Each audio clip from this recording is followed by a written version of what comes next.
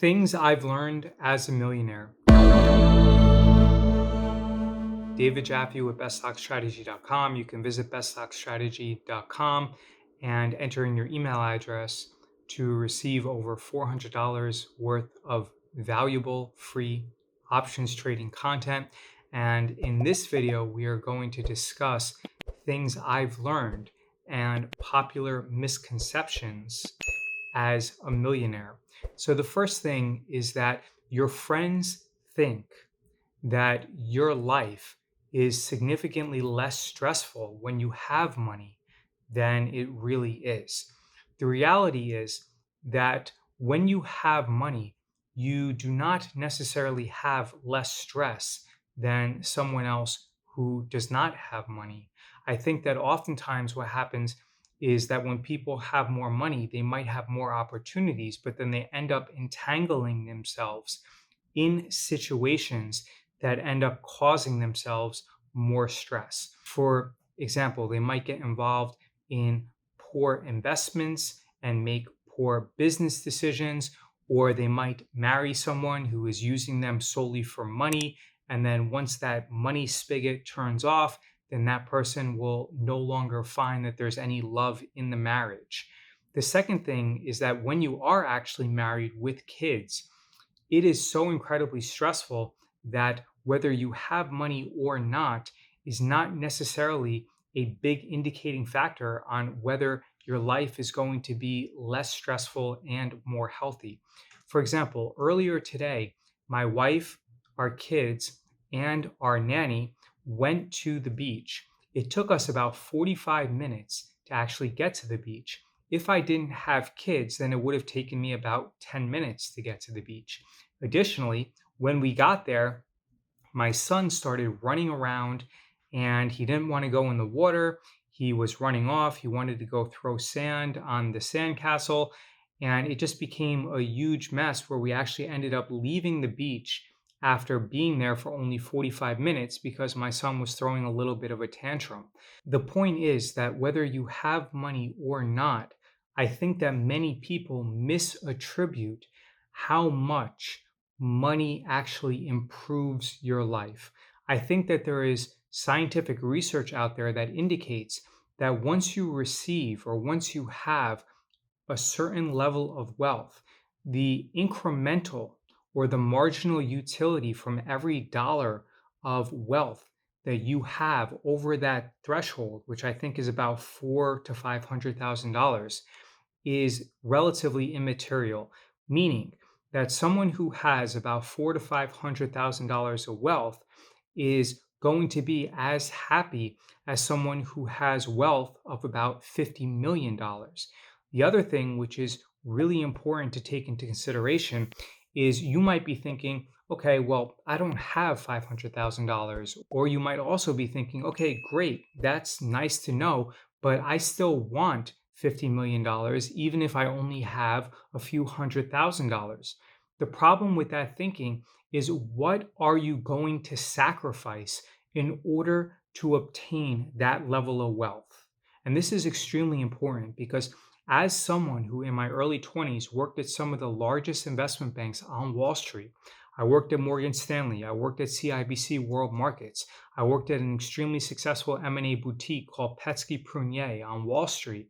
I can tell you that many of the managing directors who were probably worth 30 to $50 million were extremely unhappy. I remember seeing someone like Jeff O'Malley, who now works at Santander. He was a miserable individual. Now, also someone like Mark Henkels, who I believe is a managing director now at Moelis. He always struck me as someone who lived a very balanced life, and he was very happy. But I can tell you that in general, I believe that about 70% of the managing directors, many of them were worth at least $10 million, were extremely unhappy. And the reason is that they sacrificed their 20s, they sacrificed their 30s, and they sacrificed their 40s in order to obtain the status and the wealth that they currently have. And no amount of money has ever been able to buy back 1 second of time. And I feel that when looking at those people in my early 20s, one of the reasons why I only stayed in investment banking for about 4 to 5 years is that I saw the managing directors and I made a conscious decision that I did not want to be like them. Two other quick things that I've learned as a millionaire is that it's extremely important to keep things as simple as possible. I wear the same clothes every single day. I eat the same thing every day. And in fact, often days I don't eat because I fast. I don't really buy anything. I just, in general, keep the same habits. I don't own a car.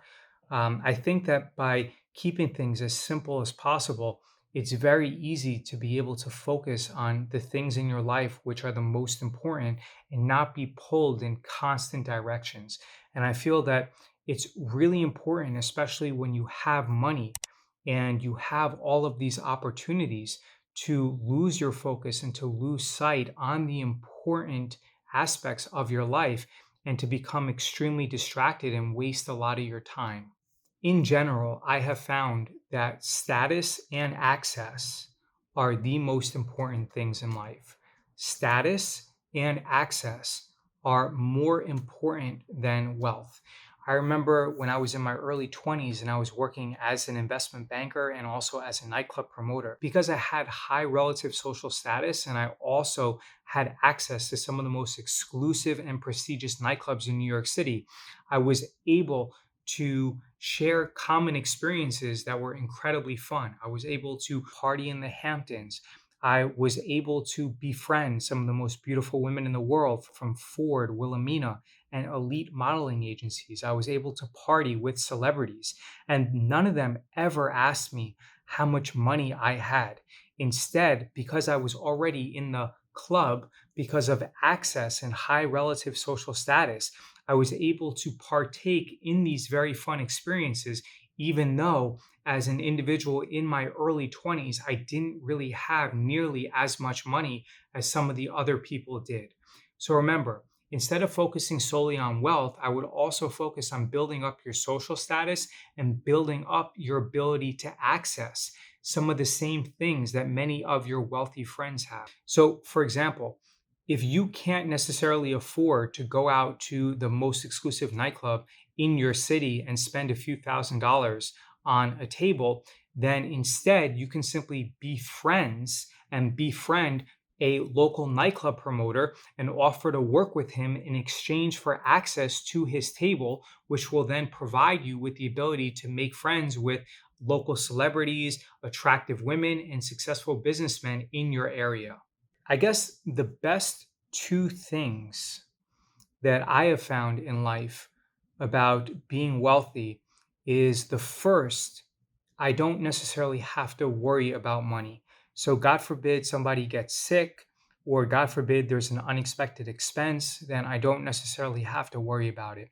The second thing, which to me is the most important, is that it does provide you with an opportunity to live in a nice house or a large enough space where you have the ability to decompress and to de stress and to have designated areas such as your home office or a place where you can record YouTube videos or a place that you can just go out for a walk and not necessarily have to worry about your safety or many of the other things that people have to worry about. So I think that the most important thing that I've been able to take away from being wealthy is just simply you're able to live in a nice neighborhood and live in a nice house. But I do feel that that same level of security and safety and lack of stress by living in a nice house in a nice neighborhood can be achieved and accomplished by someone who is earning $150,000 a year, or in some places and in some states that are less expensive, perhaps even just $100,000 a year. So then you have to ask yourself, if you can accomplish the same level of stress mitigation as someone who earns $100,000 relative to someone who earns $1.5 to $2 million a year, ask yourself, is it really worthwhile for you to make the sacrifices that are necessary to increase your income and to give up your time and to increase your stress to increase your earnings from $100,000 to $2 million a year. And I can tell you that for 80 to 90% of the people out there, the answer is going to be no, that you are better off earning $100,000 to $200,000 and having your weekends free and reducing and mitigating your stress and having more of your free time than you are if you give up your time, if you make additional sacrifices, if you increase your stress and you increase your income to about $1 to $2 million a year. Now, I know that this is counterintuitive, and in many respects, people are going to think that this is blasphemous and it's untrue. But I can tell you from experience that I believe that about 80% of the people are better off earning $100,000 and enjoying their life and having more of their free time than they are trying to earn over $1 million a year and sacrificing their free time while increasing their stress. David Jaffe with BestStockStrategy.com. I appreciate your attention. Let me know your thoughts below and leave a comment, and let me know what you believe are some of the misconceptions that people have about wealthy people. And also let me know your thoughts on whether you believe that many people will be better off earning $100,000 or if they will be better off sacrificing more of their time and increasing their stress to earn $1 million a year. Thank you again, and I appreciate your attention.